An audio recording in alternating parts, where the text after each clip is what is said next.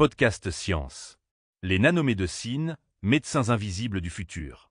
Imaginez des médecins si petits qu'ils pourraient voyager dans vos vaisseaux sanguins, se faufiler entre vos cellules et agir exactement là où le problème se trouve. Ce n'est pas de la science-fiction, c'est l'ambition de la nanomédecine. Des particules plus petites qu'un virus, la nanomédecine repose sur des objets à l'échelle nanométrique, 1/1000 de mètre. Pour comparer, un cheveu mesure environ 80 000 nanomètres d'épaisseur. À cette échelle, la matière prend des propriétés inédites. Surface plus réactive, comportement différent, interactions spécifiques avec les cellules.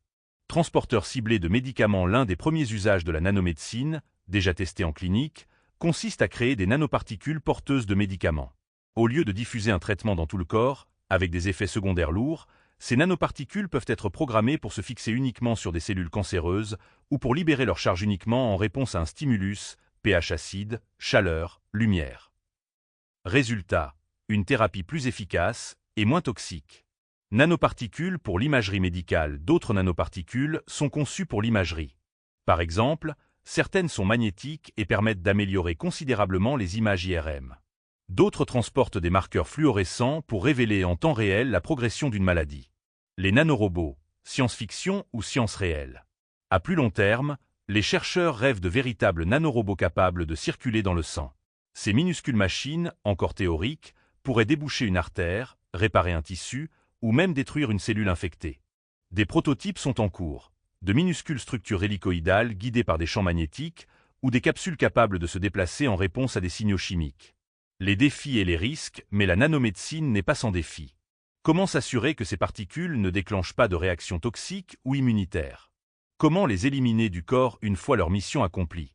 Et qui contrôlera, demain, ces technologies capables d'agir au cœur même de nos cellules? Un avenir déjà en marche. Malgré ces questions, la nanomédecine avance vite.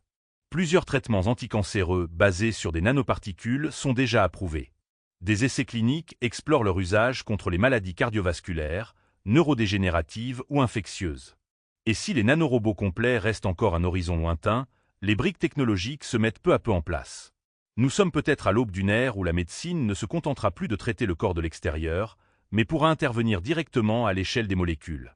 Des médecins invisibles, embarqués dans notre sang, capables de prévenir, réparer et guérir avant même que nous ne ressentions les symptômes. Abonnez-vous à la chaîne pour ne rien manquer, et partagez, cela nous aide beaucoup.